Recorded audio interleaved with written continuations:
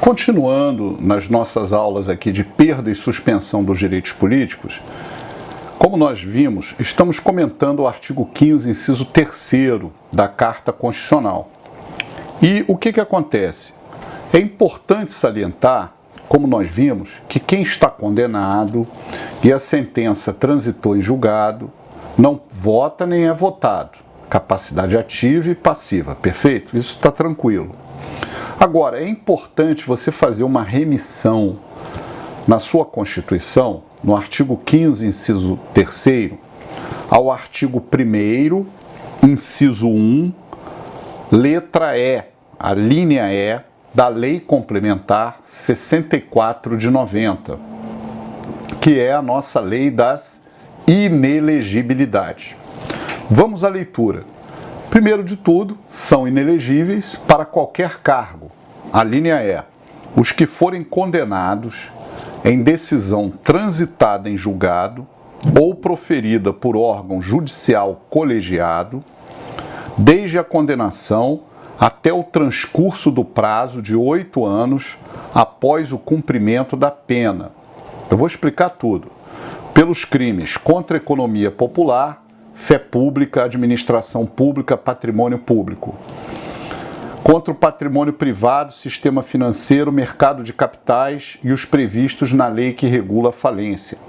Contra o meio ambiente e a saúde pública, eleitorais para os quais a lei comine pena privativa de liberdade, né? E por aí a lei vai. Abuso de autoridade nos casos em que houver condenação à perda do cargo ou à inabilitação para o exercício de função pública, de lavagem, ocultação de bens, direitos e valores, é o crime da moda, né?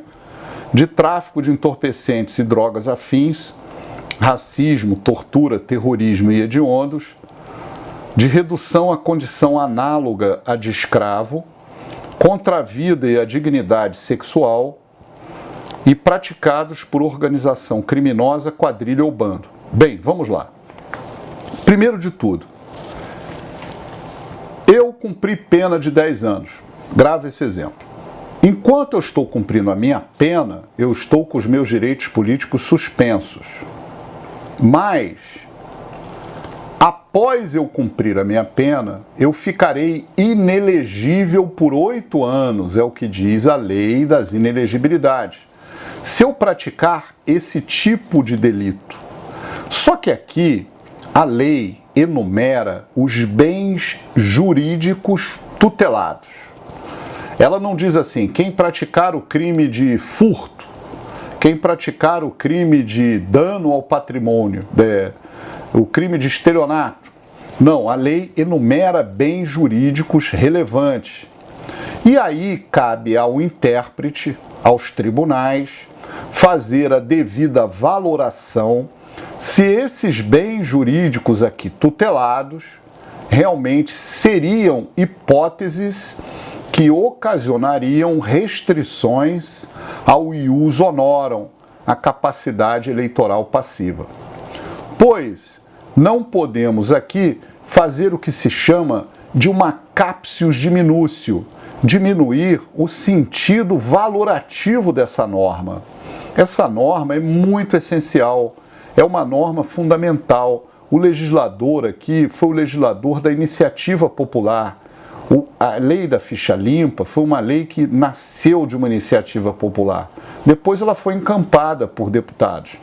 Mas não se pode diminuir o alcance da lei banalizando o instituto jurígeno, que aqui se coloca de alta relevância para a verdadeira aplicação da legislação constitucional eleitoral. Então eu gostaria aqui de salientar, por exemplo, aqui a lei fala crimes contra a economia popular. São exemplos, o crime de usura, nós temos uma lei penal especial sobre isso. Crimes contra a fé pública, né? Fé pública. Lembre-se, nós temos crimes contra a fé pública de falsidades, não apenas no Código Penal, mas no Código Penal Militar e em outras leis. Crimes contra a administração pública também, Código Penal Militar e outras normas. Crimes contra o patrimônio público. Ora, o patrimônio público ele pode ser visto aqui como um mero dano assim insignificante. Então há que se fazer uma valorização se houve realmente uma lesão ou não ao patrimônio, né? Se bem que toda lesão ao patrimônio público gera uma questão de reflexão. Crimes contra o patrimônio privado. Ora, aqui a lei foi inovadora, não tínhamos esse delito. Porque eu quero chamar a atenção que antes da lei complementar número 135, de 4 de junho de 2010, que foi a lei da ficha limpa, já existia aqui delitos que geravam inelegibilidade. Mas não tínhamos o delito contra o patrimônio privado. E eu sempre me espantei com isso, sempre achei uma coisa absurda. Ora, fica inelegível quem destrói o orelhão da rua, o telefone público da rua. Mas não fica inelegível quem pratica um latrocínio, uma extorsão mediante sequestro, um roubo qualificado com emprego de arma e concurso de pessoas. Isso sempre me deixou perplexo. Mas o legislador realmente incluiu agora, não há mais essa dúvida, crimes contra o patrimônio privado, crimes contra o sistema financeiro, legislação específica, mercado de capitais, legislação específica e falência, né? Legislação específica. Crimes ambientais. Ora, nós temos aí no Brasil extração de minério, corte de árvores na Amazônia, no Mato Grosso, regiões que são devastadas. Esses crimes ambientais também geram inelegibilidade. Crimes eleitorais, interessante. Nós precisamos de uma reforma da nossa parte também penal eleitoral.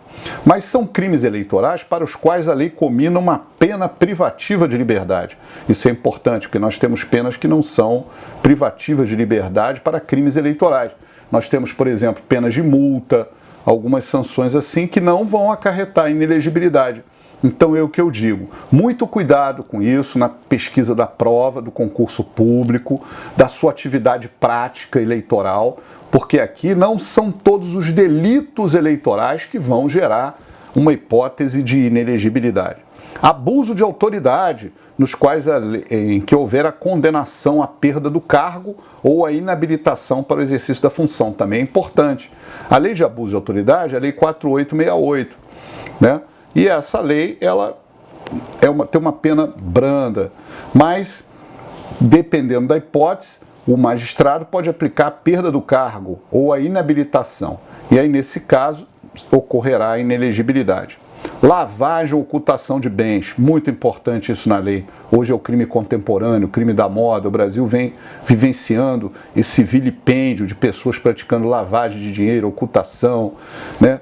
As questões estão vindo à tona, estão se resolvendo. É necessário aqui realmente uma verdadeira análise sobre isso.